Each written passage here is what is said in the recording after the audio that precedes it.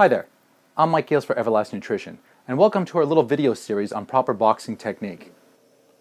So let's take a look at your proper boxing stance. How to stand. Sounds easy enough, so let's go over the basics. Well, you don't want to be standing like I am, all square. So first you're going to want to angle yourself to your opponent to make yourself a smaller target. But angle yourself which way? Well, the question that you have to ask yourself is, are you right-handed or left-handed? Because you want to lead with your weaker hand and keep your stronger hand to the rear. And now you may be asking yourself, why would you want to lead with your weaker hand? Well, force is equal to mass times acceleration. And you want to have enough distance between your power hand and the target so that you can properly accelerate your punch. The more that you can accelerate that punch, the more force that punch is going to have. The problem is that if you lead with your stronger arm, in close quarters it might get pinned up against your opponent, and you will not have sufficient distance to properly accelerate your punch. That will leave you defending yourself with only punches from your weaker arm. So you can maximize the effect of your stronger arm in close quarters by having sufficient distance between that power arm and your opponent. And you'll want to do that by keeping your powered arm and leg to the rear. Now let's take a look at your hand position. So instead of standing here all square, I'm going to angle my lead shoulder to the center of my opponent. Next, I'm going to raise my hands up to about the level of my eyes. Now it's important to note here that I didn't just bring my hands up, I also brought my head down, and that my hands are not blocking my vision. And just as important, if not more important than my hand position, is that my shoulders are nice and high to protect my chin. I am also not holding my hands out all the way in front of me. I keep them in nice and tight to protect any incoming shots. I also keep my elbows in to protect my body. They're not wide open, leaving my ribs exposed.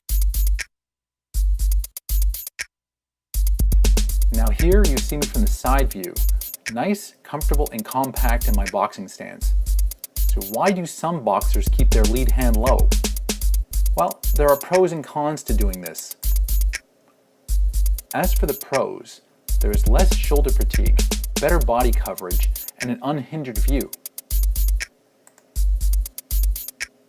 But this also takes greater reflexes. As for the cons, your head is less protected, and you may get hit with a shot that you don't see. This will always be a personal preference, but I recommend in the beginning to keep your hands up. One thing to note is that even though the boxer's hand is down, his shoulder is still up high to protect his chin. His head is not just popping out like that, his shoulder's up high and that chin is tucked in.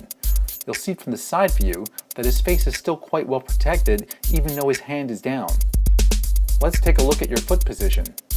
Remember that you want to angle yourself to your opponent to make yourself a smaller target, but it's important that you remain comfortable and on balance. Put your feet diagonally apart, a little bit wider than shoulder width. Put your hands up and angle that shoulder towards the center of your opponent.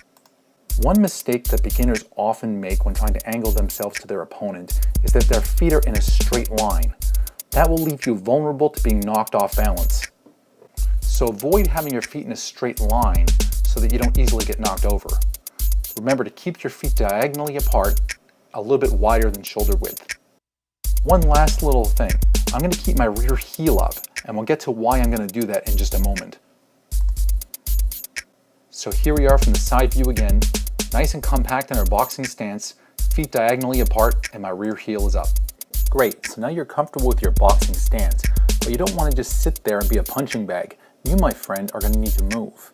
Now that you'll be moving in your boxing stance, it's very important that your feet never cross. If your feet cross, you will have zero offense and zero defense, and you're most likely going to get knocked down.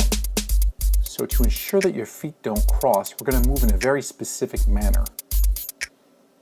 If you're going to go forward, then you're going to move your forward foot first. If you're going to move backward, you're going to move your backward foot first. If you move forward, you will move your forward foot first.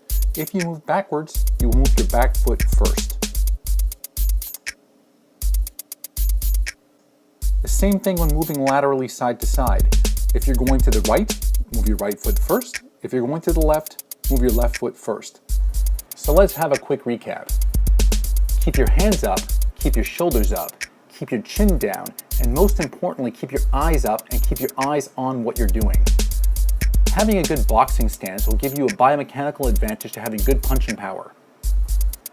And it will also limit the exposure of soft targets like your chin and ribcage. Remember to keep your feet wider than shoulder width. Keep an equal weight distribution between both of your legs. And keep your feet diagonal to each other. Remember not to keep them in a straight line because you'll get knocked over. Remember to keep your rear heel up. This will make it much easier for you to move back and forth in your boxing stance.